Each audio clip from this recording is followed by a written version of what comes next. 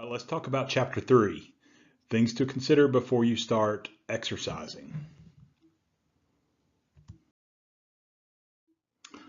Pre-participation health screening. So generally, aerobic exercise has been found to be safe and beneficial for most people. But obviously, there's some individuals that will have trouble with it or have some negative consequences from exercise. Those that are at high risk for heart disease, if they're already at high risk and they do vigorous exercise, it's possible that it can trigger a fatal heart attack. I'm sure some of you guys have heard about this in marathons, races, where somebody suddenly falls ill and dies during the event. And that usually occurs with middle-aged men. They're usually sedentary, 35 and older, they were at risk for heart disease, and then they start exercising too hard for their fitness levels.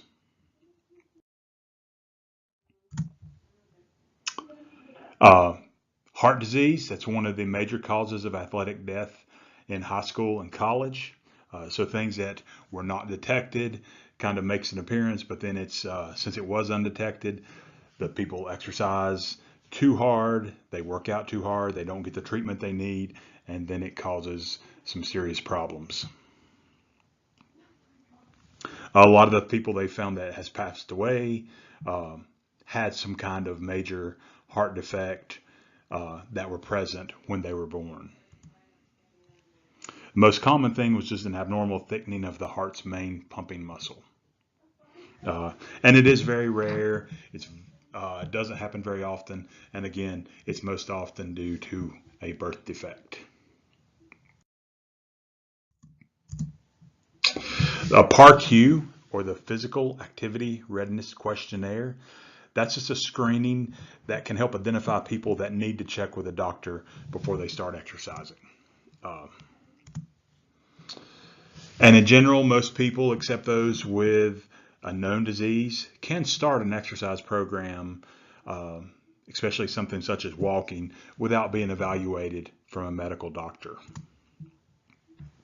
And if you are in doubt about your own personal health and safety, be sure you do check with your doctor or get a medical evaluation before you start exercising.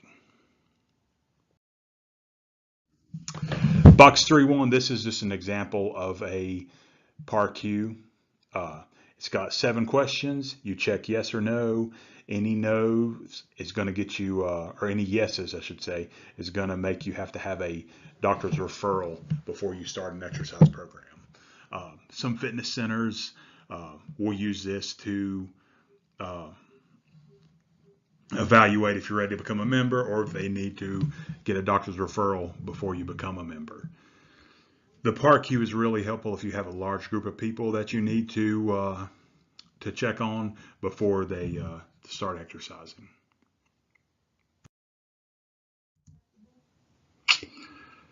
Again, American College of Sports Medicine, also called ACSM, they do stand by the statement that most people can start an exercise program without going to the doctor first. Some things to consider before you start increasing your intensity would be your current physical activity level. Have you been doing something, or are you starting from scratch? Do you have any signs or symptoms of certain diseases? So are you showing symptoms of diabetes or high blood pressure, something that could cause problems on down the road? Are you planning your exercise intensity? Are you going to go out and just kind of go easy, or are you going to try to work really hard?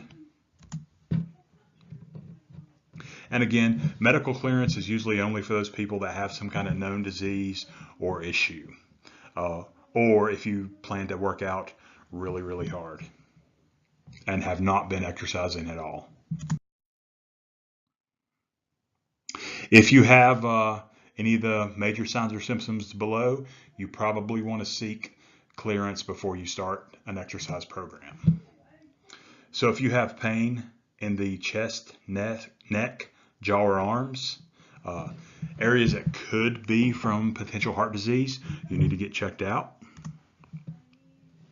If you feel short of breath while you're resting, when you're sleeping or when you're exercising kind of moderately. If you feel dizzy or lightheaded, especially when you go from seated to standing or after periods of exertion. If you have swollen ankles for no apparent reason.